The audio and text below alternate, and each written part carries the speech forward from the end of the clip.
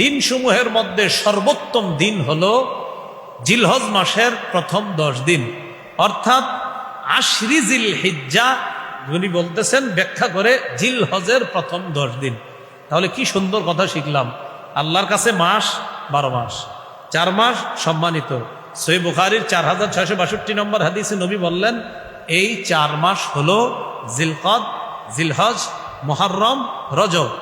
সহিহ বুখারী থেকে জানার পর ইবনে মাজার 3931 নম্বর হাদিস থেকে জানলাম এই যে আমরা 4 মাস জানলাম, এই 4 মাসের মাঝে আবার বেশি সম্মানিত জিলহজ মাস। জিলহজ মাসের মধ্যে আবার প্রথম দশক অনেক দামি।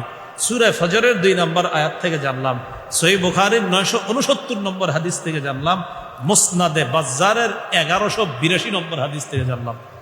এবার আসেন এই 10 দিনের মধ্যে আবার সেরা কোনটা? এই 10 দিনের মধ্যে সেরা হলো 10ই জিলহজ। সুবহানাল্লাহ। কোন জিলহজ? 10ই জিলহজ, যেদিন কোরবানি। এই কথাটাও ওই বিদায় হজের ভাষণে রসুল বলছেন, ইবনে মাজার 3931 নম্বর হাদিস, আলা ওয়া ইন্না আহরামাল আইয়াম ইয়াউমুকুম হাযা। জেনে রাখো তোমাদের দিন সমূহের মধ্যে সবচেয়ে শ্রেষ্ঠ সেরা দিন হলো এই জিলহজের 10 তারিখ, 10ই জিলহজ। তাহলে অনেক কথা আমরা শিখে ফেললাম। তো 10ই জিলহজ আমরা কি করি? কোরবানি করি। জিলহজ মাস গত রাত থেকেই শুরু হয়ে গেছে, গত রাত থেকেই শুরু হয়ে গেছে। জিলহজ মাসের করণীয় ছিল যারা কোরবানি করব তাদের জন্য চুল নখ না কাটা, আর যারা করব না তারাও এটা আমলটা করা। এটা 1 নম্বর করণীয়। তিরমিজির বর্ণনা 1523 নম্বর হাদিস, قال رسول الله صلى الله عليه وسلم من رأى هلال ذي الحجة وأراد أن يضحي فلا يأخذن من شعره وأظفاره। রাসূলুল্লাহ সাল্লাল্লাহু আলাইহি সাল্লাম বলেন, কেউ যখন জিলহজের চাঁদ দেখে আর সে যদি কোরবানি করার ইচ্ছা করে, সে যেন তার চুল না কাটে, নখ না কাটে।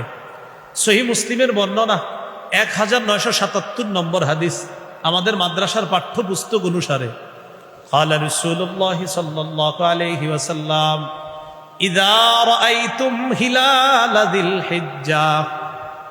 রাসূলুল্লাহ সাল্লাল্লাহু আলাইহি সাল্লাম বলেন, إذا رأيتم هلال ذي الحجة, তোমরা যখন জিলহজের চাঁদ দেখবা, وأراد أحدكم أن يضحي, আর তোমাদের কেউ যখন কোরবানি করার ইচ্ছা করে, চাঁদ দেখলা আর যদি কোরবানি করার ইচ্ছা করে, ফালইউমসিক আন শা'রিহি ওয়া আযফারিহি, সেজন্য তার চুল এবং নখ কাটা থেকে বিরত থাকে।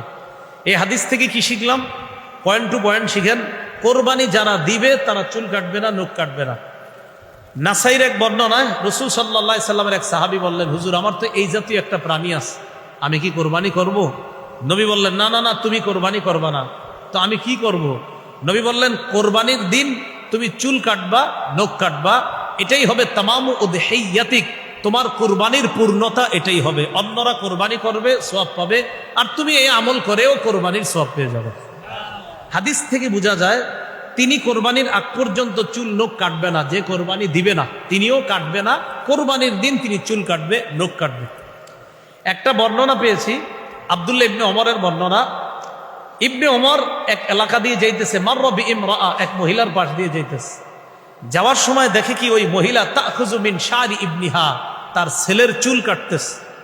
আব্দুল্লাহ ইবনে ওমর রাদিয়াল্লাহু তাআলা আনহুমা বললেন, তুমি যদি কোরবানির দিন পর্যন্ত অপেক্ষা করতা কতই না ভালো হতো, অর্থাৎ তুমি তোমার ছেলের চুলটা যদি এখন না কাটতা, কোরবানির দিন যদি কাটতা।